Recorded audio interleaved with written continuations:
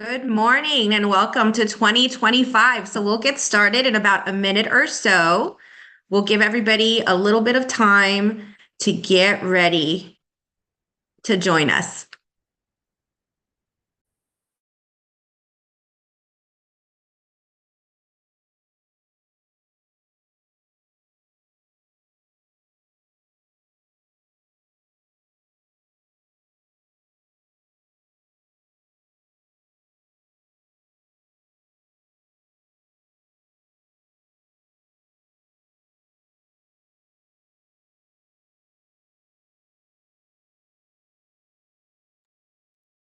Okay, as we have people get ready to hop on, good morning. Yeah, you're welcome. Thank you for joining. So if you're not aware, we are live streaming on YouTube. So just be aware that that will be happening throughout our short webinar today. And I am just thrilled to be with you this morning and share some insights on how to navigate the management career. And so I think that if our intention is to be successful, the know-how makes all the difference. And learning how to navigate, learning what to look for, learning what makes us unique and stand out. Those are the types of things that really carve out a competitive advantage for us in a leadership and management space. So, with that said, I'll go ahead and start diving right in as people join in. So, preparing for your next management promotion really starts with a sense of mindset. And so at Management Cues, part of what makes us different as a training company is one, that we're scientifically proven to work. So we take the experience of the managers and leaders to heart, and we take it really seriously.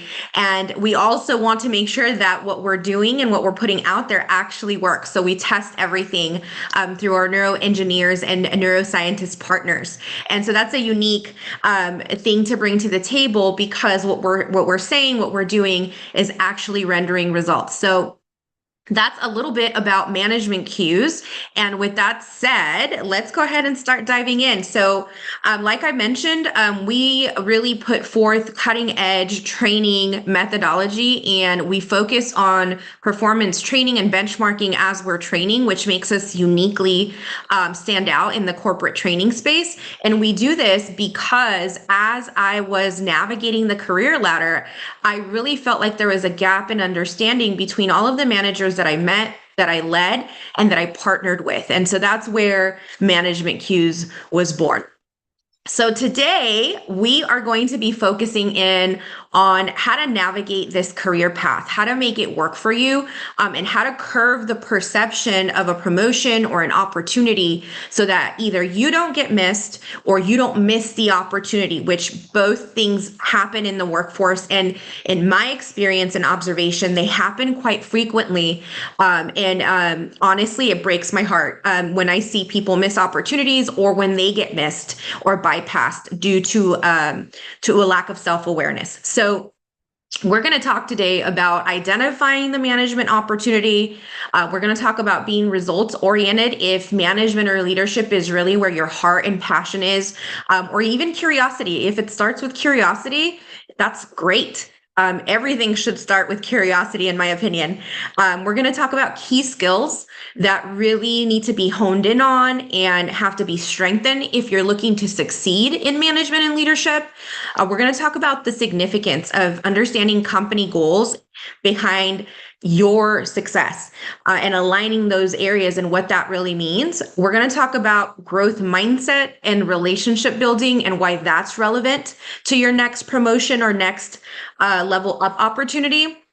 We'll talk about leadership and the distinction between leadership and management, because they require a different skill set. And so when we don't make the distinction, sometimes we blur the lines, especially early on in our career. I know that that was something that I had to carve out and really separate for me to really understand where my strengths and weaknesses were as I was navigating the career ladder. Then we'll close it out with some main insights. I'll open it up to questions. If you guys have any questions or comments or feedback, feel free to use the chat. I'm going to keep my eye on it, as well as on YouTube live, and then we'll go from there. Okay, but don't be shy. Definitely jump in if there's anything that you become really curious about.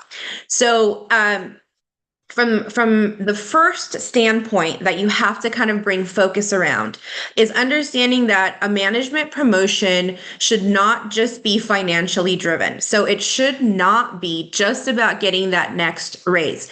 And I know how hard that is when you're getting started and you're looking to climb the ladder, to create financial stability, to improve your quality of life. Whatever the situation is, it just can't be everything.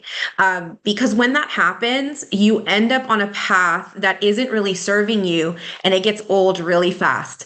And you want to be able to approach the opportunity strategically, considering both short-term impact and long-term impact. When people are happy and they're in the right place, they do more. They do it better.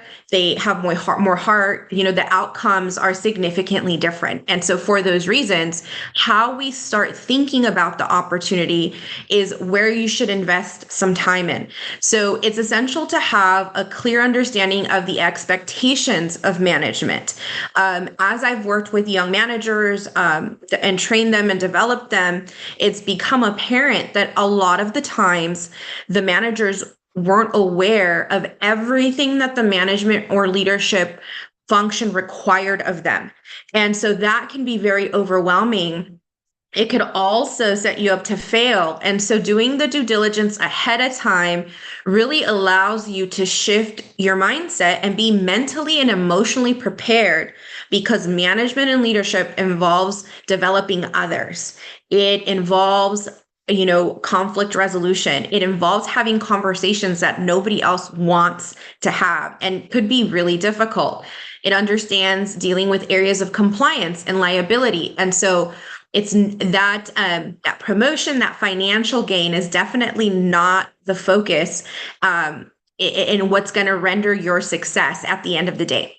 Effective management requires that balance of your skills, your mindset, and the influence. So we create influence when we know how to mobilize people, when we know how to get people to buy in to change, to ideas in the workforce. And so those are the things you want to be able to get a realistic feel for when it comes to your ability to step into a position in order for you to ultimately succeed. Because at the end of the day, what is the point if you're going to fail, or if it's going to turn out to be a setback for you, right? So identifying the management opportunity. So when you're looking at the opportunity, whether it's an available opportunity, whether it's something that you're wanting and you're going to ask for, you want to research that next level of management. You want to understand what makes that level of management different from other levels in the company. You want to confirm if the position is available or will be available soon. You want to get those parameters, right? So that your timing is aligned with what's happening in a company. You want to identify the skills that are needed to succeed, and you want to consider what is expected of the role or position. So that can vary from company to company, but I can tell you that one thing is certain. Entry-level management, there's a certain expectation of what they should or should not do. Mid-level management, the same thing, there's an expectation. And then senior to executive, there's a whole different focus there. And so understanding what that looks like and where you fall into with your skill set and your experience is important, because then you spend your time laboring the things that are relevant to that particular level of management. You want to speak to your HR team or leader about your desire to move into management. So that is one thing that I see also not happen as often as it should, is people stepping into it and making the statement, communicating that their interest, communicating where they're headed in or what they would like to see themselves accomplish in either a period of a year to 3 years to 5 years. It doesn't matter, but it's laying it out and making it known, right? I see a lot of great candidates and great talent tiptoe around making the statement and making it known. And so that's one thing that's really going to separate you from the rest in the workforce, is being able to do that well and confidently and know that you're within control. Sometimes we give up our control because we don't feel that we have any, or our power, right? And we do. We absolutely do in these instances. It's about how we step into it. So being results oriented. So when we're looking at being results oriented, even in consideration of a potential promotion or stepping into the role, you want to understand what outcomes should look like in that particular objective. So once you've assessed whether that management role is available, is something that's achievable, commit to that role, right? And be results oriented like you would be with any other project. This is about you. So really you should be even more results oriented when it's about you, but sometimes we shy away from that. So identify your immediate next step to progress toward the promotion. By immediate next step, I mean literally the next step. What is the next step that you have to take to get closer to this result that you need or want? Master your current role, consistently deliver results, and demonstrate your effectiveness. And keeping track of these things is something that I used to do and has served me right my entire career. Tracking the things that I've accomplished, where I made a difference, where I impacted financially in the company, those are things you should be tracking because those speak to your viability and your competitiveness. And one mistake that I've seen happen a lot is when the conversation takes place, there is no evidence that candidates can speak to clearly showing their impact in the workforce. And so that's an opportunity for all of those of you out there is make sure you're able to clearly communicate what it is that you bring to the table. Align your work and leadership efforts with the company's broader objectives to drive measurable outcomes. So what that means is know what the company is trying to achieve as a company, and then be able to connect that with what you do and how that is all aligned, how it all syncs up.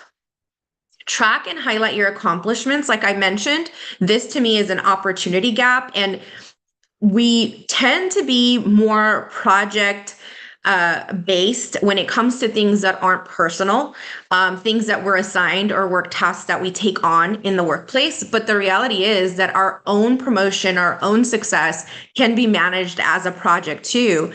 And you're able to also speak to the milestones, the measurable impacts. And so it's a way of looking at an achievable objective and making sure that you actually get there. So here are some of the key skills. So as you're looking to get promoted or as you're looking to step into management for the first time, here are the skills that leaders look for. I've hired for a long time. I've recruited for a long time. I've scaled companies for the past 2 decades. And so here's what I look for when I'm looking for talent that's ready to step into management. I'm looking for leadership skill. I'm looking for decision-making skill. That one's particularly important to me as an operations leader, a COO or a CEO. I'm looking for people that can confidently make decisions and can justify their position. People who can communicate effectively, who show emotional intelligence and are able to respond to the different dynamic that teams bring in the workforce, different people, different communication styles, different personalities. People who are able to adapt to those things and communicate with everybody are people who are going to be able to manage other people without falling apart or losing control of their emotions. Problem solvers. The workplace is always going to have problems to solve. It's part of the environment. And so people who are comfortable bringing solutions, who are comfortable playing devil's advocate, those type of candidates really are able to effectively jump into management quickly. Time management, they prioritize, they know how to separate things between low priority and high priority. They're able to successfully delegate and not delegate everything, but are able to identify what should be delegated and what shouldn't. Conflict resolution, if you have people, you're going to have problems because we're all different. We all have different biases. We all have different experience. And so people who are successful at management understand that that's natural. It's not drama. It's not It's not immediately toxic, right? It's, as human beings, we tend to bring a certain amount of chaos with us because of our dispositions. And so managers have to be able to be comfortable working through those things, adaptable. People who are adaptable and know how to move through change, or at least are comfortable with some degree of change, are great for these positions. People who are strategic thinkers, who not only think about what needs to be done daily, but understand the direction the company is going in. That's a big one. That really sets you up to be a higher level leader. And so continuing to work on those skills is going to take you further. Coaching and development, as managers, part of the function of what we do, part of what we get paid for, is developing others. And so that's an important component. And oftentimes it's the component that's the hardest for newer managers. Even if they themselves are phenomenal individual contributors, they sometimes have a challenge with getting others to that same level of performance. And so coaching and development is definitely part of management. And then financial acumen. We're working in a company because of financial objectives, right? We're there to make money at the end of the day, to be profitable as a company. And so as managers, we are an extension of the employer. So their goals should be aligned with our goals, and we should understand the connection between those areas. So company goals and alignment, segue right into that. So, when we're thinking of ourselves and our own trajectory, we're also thinking about our financial stability. We're also thinking how to get the bills paid. We're thinking of all these things that affect us personally. Where I tend to often see the gap, I see people aligning and the push behind what they're doing being those personal needs, right? And the alignment between the bigger picture and the company isn't so much part of the equation all the time. So shifting that a little bit, reframing it, makes a significant difference for people. So if you see your success linked to the company's success, your commitment is higher, but you're also way more strategic than if you're just thinking about your personal situation and just aligning your push with that end, right? Because at the end of the day, there's a bigger picture happening at the same time. Even if to us, these needs that we have to cover and, our current environment or our current needs obviously impact us on a daily basis, and we're very aware of those, take time to sync up with the bigger picture. It'll make you a better employee. It'll make you a higher skilled professional, and it will definitely help you be a stronger manager and leader. So when it comes to organizational goals, this was something that wasn't trained on when I was moving through management. So I don't know if you guys have had this experience on your end, but the conversation around organizational goals was really limited. So out of curiosity, in your experience, have you talked a lot with anybody in the workforce about your personal goals aligned with your organizational goals? And you could just put in chat yes or no. I'm just curious as I move through this slide. But understanding organizational goals, it's not just reading the mission. It's not just reading the vision and the core values. There's more to it, right? Strategy is really solving and providing direction. So you want to align your work and leadership efforts with the company's broader objectives. You want to understand key performance metrics and what they mean to you in your role, right? So if you're in a role and you don't really understand how your performance is gauged, how your performance is measured, whether you're failing or winning, like those are the types of distinctions you want to make when you're trying to step into a management role. Because as a manager and a leader, you're going to need to make that clear for others. So clarity should start with you. You want to become familiar with the company vision, mission, and core values, and that's to bring it together, right? There's more to it, but that's to bring it all together, both for yourself and others.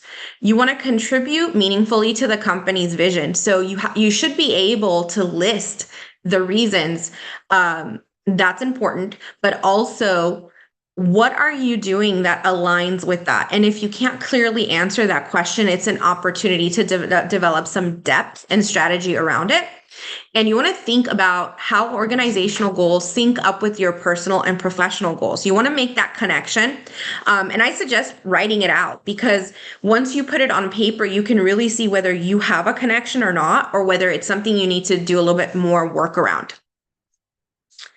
So displaying a growth mindset. So it's easy for us to say, I have a growth mindset. I want to grow. I want to succeed. I want to do these things. It's very easy to say it. Displaying it, however, requires action and planning and understanding, right? So it's a different level in terms of having others see it and having it manifest. So you want to foster collaboration. You want to work with others to exchange ideas, learn from diverse perspectives, and contribute to a culture of shared growth. If you're not a strong collaborator, that is something that's going to make management very difficult for you. So practice makes perfect.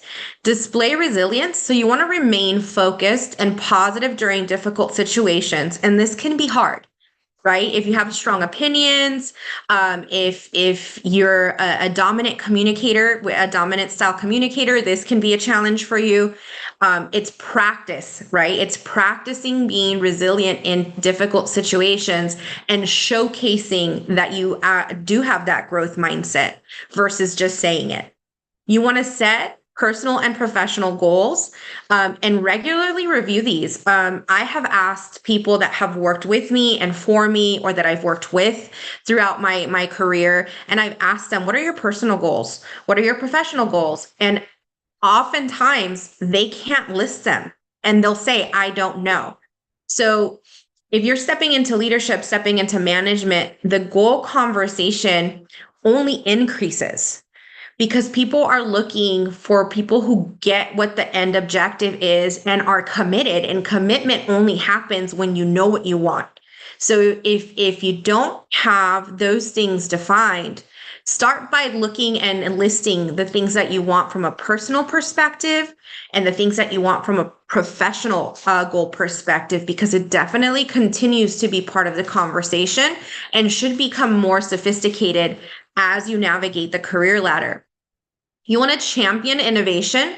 You want to actively suggest. So you want to be vocal about your suggestions, your ideas, your solutions, and demonstrate that you're forward thinking. That becomes a competitive advantage for people who can handle it really well. It also turns into a change muscle. And managers who do really well with championing innovation tend to become change agents in the environment, which are really valuable for companies. You want to show initiative. So you want to do that by proactively identifying things that need to be improved and not waiting for something to fall on your lap. And you don't have to be a manager or a leader to do this. This is something you should be doing as an effective contributor, right? But this is how you display that you actually do have a growth mindset and are not just saying it. You want to mentor others. Helping others grow and develop is an exceptional way to showcase that you're able to get other people on board, that you're able to help others grow and develop, and that you're able to create other leaders.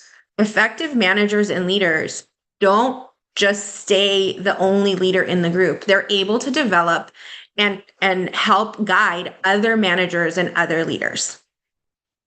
Oh, went too fast. You want to demonstrate continuous learning. So somebody who continues to develop and work on their skill is going to continue to be more effective. And so that's significant. They're also going to care about others' development and training. And so that stands out among managers and leaders. You want to embrace challenges. It's easy to complain. It's easy to say, this is terrible. This sucks. I hate this. That's an easy way out, right? Leaders and managers who are effective embrace the challenges and look for the opportunity or provide guidance out of the situation, right? That's their focus. So seek feedback and act on it. This is another one that I think is a common gap that I notice in the workforce, is asking for feedback on you. Making sure you're asking people, did I do that okay? Did I say that okay? How did that come off, right? Those are the types of things that really help you curve and discipline your approach to things much faster versus waiting on constructive feedback to come your way. You want to learn from failures. How we react in a situation of failure is everything. It's one of the best ways to show whether you do have a growth mindset or not. People who break down when they fail or are too hard on themselves when they fail have an absence of growth mindset, right? Because mistakes and missteps are part of success. Success doesn't happen without failure. And so when we don't display that, it's actually, when you get people that are really angry because they made a mistake or they can't deal with it or they can't own it, you're actually demonstrating that you do not have a growth mindset. So, relationship building. So, this is important. And expanding your network as an upcoming leader or manager is part of what you should be actively doing. You want to build relationship with key stakeholders, senior leaders, and peers. You want to seek out mentors. I actually got great advice from one of my professors, and he said, Myra, have a mentor for each area of business that you want to become really good at. And I did that, and I've done that for the past 20 years, and it has served me to no end. So it's great advice to have mentors in areas that you want to be great at and learn. Go to them when you're up against a difficult situation. Tell them about your desires to be promoted to gain that position. Keep your professional social profiles updated. So if you right now, are on LinkedIn, but there's no photo, there's no recent activity, you're not posting anything, you're not slowly becoming a subject matter expert, think about how that aligns with your goal, right? If you want to be promoted, does it reflect everything you bring to the table? Or are you missing out on being visibly that candidate? Because employers definitely look at it, and so does everybody else, right, in your professional network. Share your goals and interests, talk about it, make it real, make it relevant. You want to demonstrate your capacity to lead. So emotional intelligence strengthens your ability to recognize and manage emotions in yourselves, but also help others through theirs. And so that's part of demonstrating that you're able to lead. And decision making and problem solving. Some of my favorite areas to look at when I'm considering candidates, and I'm trying to cultivate a strong culture of leadership and management, is how people make decisions and also how they deal with the difficult things. It's very important. And so that skill takes time. It's not easy. So once you've kind of gone through that self-vetting process, you should step into the conversation and get it started with the leaders in your environment. So here's how you want to start the conversation. You definitely want to schedule a meeting, request dedicated time with either your manager or the HR leader, and discuss your career growth. Make it initially about where you want to be. Okay. I've seen very eager candidates go in and make demands. That is not how you move up the ladder. It's also not how you build professional relationships. So it's really carving out your position and being strategic about it. You want to prepare ahead of time. So reflect on your achievements, measurable results, and your contributions. Those are the things you want to focus on. You want to have those documented and you want to be ready to speak to those. Research the responsibilities so that you're able to connect the dots between what you bring to the table and the responsibilities of the role. And start with gratitude. Nobody owes us anything. We have to earn our place in the chain. And so we should begin by expressing appreciation for our current role, our opportunities for growth, and what we've learned to date. It's a great way, again, to showcase not only professionalism, but your ability to lead. State your intent. You have to say it. You have to call it out and you have to proclaim that you want it. Clearly articulate your interest in a promotion and explain why you believe that you're ready. Just be prepared to do it. Be prepared to state it in a way that's compelling. You want to highlight your readiness. So again, if you track these things that we've been sharing and talking about, you'll have something to share. Don't leave yourself in a disposition where you're not able to answer how you're ready or what makes you ready. And then show your commitment to growth. Be able to give examples of how you're growing and developing in order to continue this path of management or leadership. Seek alignment. Collaborate with your managers or other peers in your environment and develop a timeline. Make it real, right? Don't just leave it up to chance. And express confidence and enthusiasm. Believe that you can do it. Everybody can, right? And with a plan, there's just a higher likelihood of you getting there faster. So don't just accept a management position. There's so much more to it.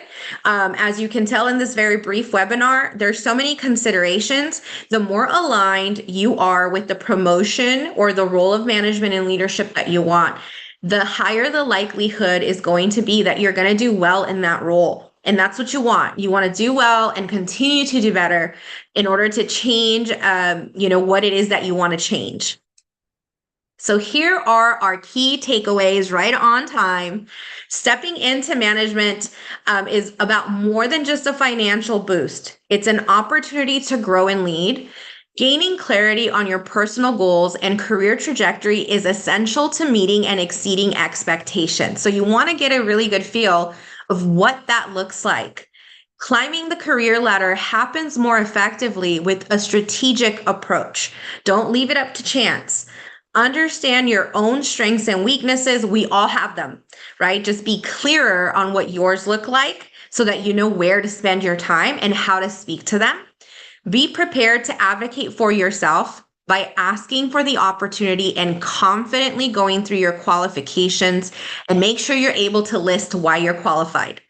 Build and nurture your professional network and relationships as they are vital upward mobility. I can't tell you how many people I've looked up and their profiles are not updated, and they completely missed the opportunity for that reason alone at times. So just know that you're worth connecting with. You're worth displaying what you've learned so far and the value that you bring to the table. All right. So with that said, before I close it out, I'll open it up to any questions. If you have any questions, feel free to either unmute or enter them in the chat. I'll give you a few seconds while I go ahead and check our YouTube channel for any potential chat there. And if not, we'll go ahead and close it out. Okay. All right. So Management Cues offers training and support in all types of ways because accessibility is a big part of what we do, and we want to make it available for everybody. So if you're curious, check out our website at www.managementcues.org. Our Management Cues Planner is a planner that's designed and based on the functions of both leadership and management. It's an excellent tool. I designed it along with some amazing professionals. And for being a webinar participant, you guys get 50% off up until midnight tonight if you choose to move in that direction. Thank you. I appreciate that. I appreciate the feedback. You can ask for a free management consultation at any time and chat with me for about an hour. You can book that online if you're curious about anything else. And we offer custom management training programs and have events happening monthly. So check those out. And as always, send me your feedback, any comments that you might have, or any topics that you're interested in. I love hearing from all of you, and I appreciate your time. So with that said, that's it for today. Thank you for joining us. Happy New Year. And I'm excited to continue partnering with you guys on your management and leadership journey. Take care.